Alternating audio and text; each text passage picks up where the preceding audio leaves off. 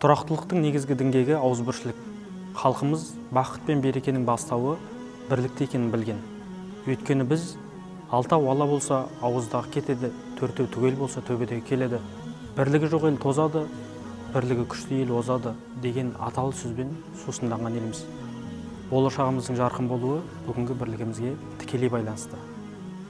Алла Тағала Құранда барлығың Алланың жібінен мықтап ұстаңдар, бөлінбеңдер деп бауырмал болуға бұйырған.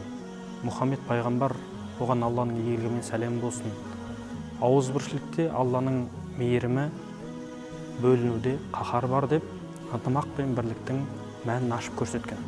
Алаш ардақтысы Әлиха Бөкейхан қазақ баласы бірігіп тізе қосып іс қылса, халықтық мақсат сонда орындалады деп бұқараны бірлікке шақырған. Алла Тағала бірлігімізден айырмасын. Еліміздің еңсесі биік, дініміздің діңгегі берік болсын.